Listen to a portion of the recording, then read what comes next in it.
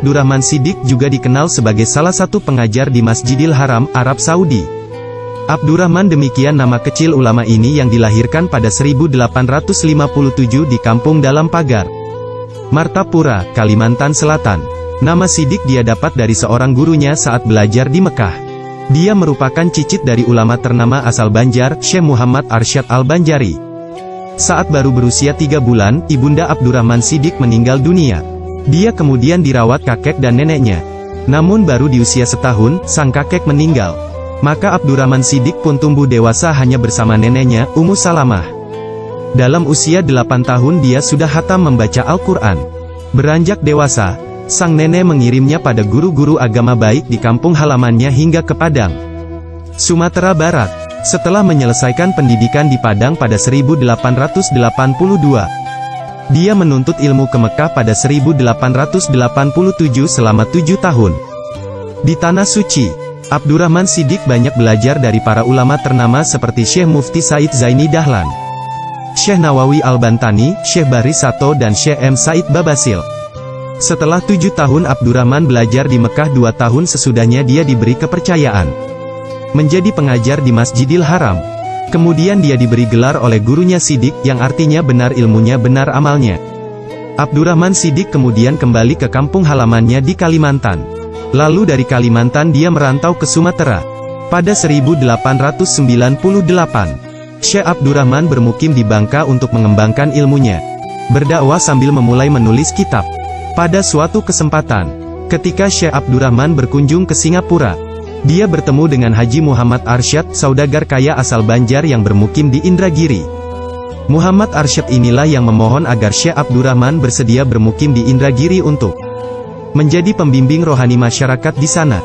Sebelum pindah ke Indragiri, Syekh Abdurrahman sempat merantau ke Batavia.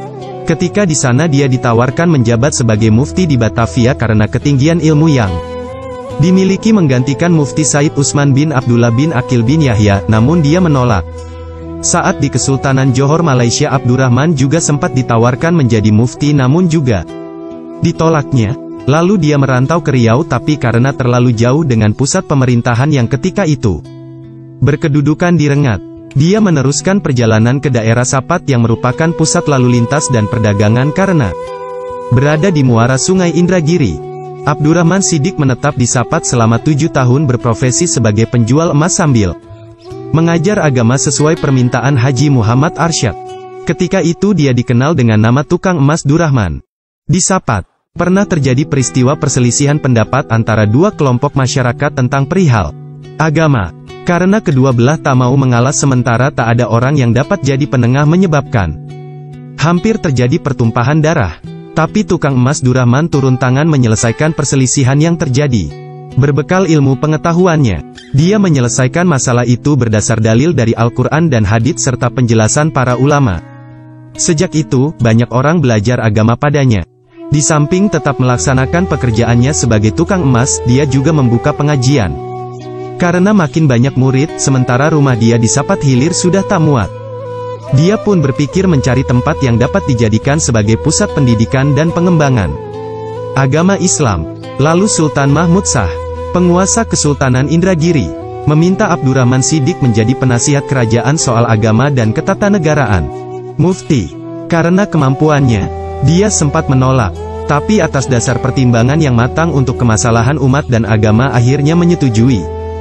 Diangkat menjadi mufti kerajaan. Selama Syekh Abdurrahman Shiddiq menjabat sebagai mufti, dia tidak pernah menggunakan gaji jabatannya untuk dirinya. Gaji tersebut dia bagikan kepada orang-orang yang memerlukannya. Adapun untuk biaya hidup sekeluarga dia dapat dari hasil kebun dan pertaniannya sendiri. Kehadiran Abdurrahman Shiddiq di Indragiri telah membawa perubahan besar dalam berbagai bidang. Selain bidang agama Islam, orang-orang Banjar yang berasal dari Kalimantan Selatan berdatangan ke daerah Indragiri Hilir. Mereka berani membuka hutan untuk perkebunan kelapa. Ini berkat usaha Syekh Abdurrahman Shiddiq yang mempunyai karomah untuk mengusir atau menumbal makhluk-makhluk halus penunggu hutan-hutan di pedalaman Indragiri sebelum dijadikan kebun kelapa. Abdurrahman Shiddiq sendiri memiliki 120 baris atau 4.800 batang kelapa. Sebanyak 70 baris atau 2.800 batang dia wakafkan untuk kepentingan umat dan khususnya buat Pendidikan. Pertama kali dibangunnya dari hasil kebun itu adalah masjid di sebelah rumah tempat tinggalnya. Kemudian membangun madrasah serta tidak kurang 100 pondok di sekitar madrasah untuk para santri. Tanpa dipungut bayaran. Bahkan dia membantu keperluan hidup bagi santri yang tidak mampu.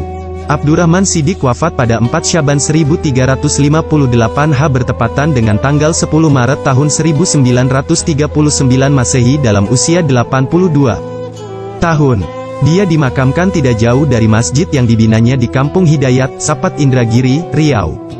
Sebagai ulama besar, dia juga mengarang beberapa kitab dalam berbagai bidang, seperti tasawuf, tauhid, fiqh, sastra, sejarah dan lainnya. Di antara kitab hasil karya Syekh Abdurrahman Shiddiq, Risalah Amal Marifat, Risalah Fi Akaidil Iman, Asraris Solamin, Idatul Kutubul Muktabarat.